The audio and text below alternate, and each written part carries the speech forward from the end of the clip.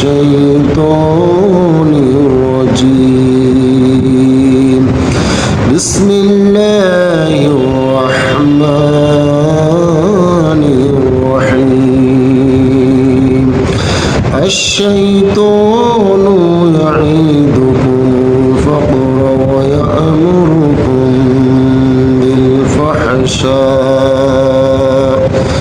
والله يعيدكم مغفرة منه وفضلا والله واسع عليم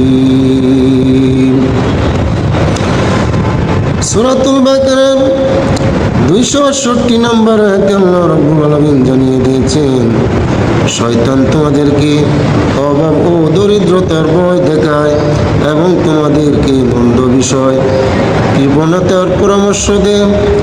আর আল্লাহ তাআলা তোমাদের সহিত খরচ করিবার উপর নিজের পক্ষ হইতে গুনাহ মাফ করিয়া দেওয়ার এবং অধিক পরিমাণে দেওয়ার ওয়াদা করেন। আর আল্লাহ তাআলা প্রাচুর্যের মালিক, তিনি সব কিছু দিতে পারেন, সর্বজ্ঞ, নিয়ত অনুযায়ী ফল দেন।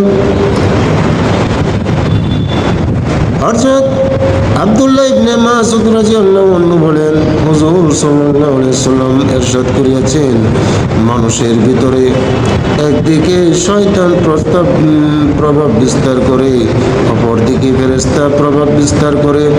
শয়তানের কাজ হইল খারাপ অবস্থা ভয় দেখানো, যেমন তুমি দান সদকা করিলে গরিব হইয়া যাইবে এবং ইত্যাদি ইত্যাদি, এবং সত্যকে মিথ্যা বলা। আর ফেরেশতার কাজ হইল নেক কাজের ওয়াদা করা, সত্যকে সত্য বলা। যে ব্যক্তি ইহাকে পায়, অর্থাৎ যার অন্তরে ভালো কথার খেয়াল আসে, সে যেন উহাকে আল্লাহ তাআলার পক্ষ হইতে মনে করে এবং তাহার শুকর আদায় করে। আর যে ব্যক্তি অন্যটি পায়, অর্থাৎ যদি মন্দ খেয়াল অন্তরে আসে, সে যেন শয়তান হইতে পানা চায়। অতঃপর হুজুর সাল্লাল্লাহু আলাইহি ওয়াসাল্লাম উক্ত আয়াত তেলাওয়াত করিলেন। নিষ্কাত অর্থাৎ হুজুর সাল্লাল্লাহু আলাইহি ওয়াসাল্লাম নিজ কথার সমর্থনে উক্ত আয়াত তেলাওয়াত করিয়াছেন। উহাতে আল্লাহ তাআলা ইরশাদ করিয়াছেন, শয়তান অভাবে ভয় দেখায় এবং অশ্লীল বিষয়ে প্রতি উৎসাহ প্রদান করে, আর ইহাই সত্যকে মিথ্যা বলার অন্তর্ভুক্ত। হযরত ইবনে আব্বাস রাদিয়াল্লাহু আনহু বলেন, এই আয়াতে দুটি বিষয় আল্লাহ তাআলার পক্ষ হইতে আর দুটি বিষয় শয়তানের পক্ষ হইতে বর্ণিত হইয়াছে। শয়তান অভাবের ভয় দেখায় এবং মন্দ কাজের হুকুম করে। সে বলে, মাল খরচ করিও না, সাবধানে রাখিয়ে দাও, তোমার প্রয়োজন করিবে। আর আল্লাহ তাআলা এই সকল গুনাহ ক্ষমা করিবার ওয়াদা করেন এবং রিজিক বৃদ্ধি করিবার ওয়াদা করেন। ইমাম গাজ্জালী রহমতুল্লাহ বলেন, ভবিষ্যতে কি হইবে এই চিন্তা বেশি লগ্ন হওয়া উচিত নয়, বরং আল্লাহ তাআলা যেহেতু রিজিকের ওয়াদা করিয়া রাখিয়াছেন, কাজেই তাহার উপর ভরসা করা চাই।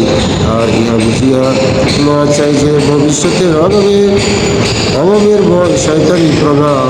যেমন উক্ত আয়াতে বলা হয়েছে, শয়তান মানুষের দিলে এই খেয়াল পয়দা করিতে থাকে, তুমি যদি সম্পদ জমা না করিয়া রাখো, তবে যখন তুমি অসুস্থ হইবে অথবা উপার্জন করিবার ক্ষমতা থাকিবে না, অথবা হঠাৎ কোনো প্রয়োজন দেখা দিবে, তখন তুমি মুশকিলে পড়িয়া যাইবে এবং তোমার বড় কষ্ট হইবে।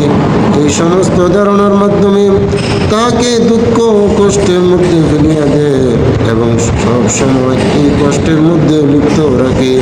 অপরদিকে এই বলিয়া বিদ্রুপ করে যে এই আহাম্মক ভবিষ্যতের কাল্পনিক কষ্টের ভয়ে বর্তমানে নিশ্চিত কষ্টের মধ্যে পড়িতেছে, অর্থাৎ সব সময় জমা করার ফিকিরে পেরেশান থাকে এবং ভবিষ্যতের চিন্তা তাহার মাথা সোয়ার হইয়া থাকে।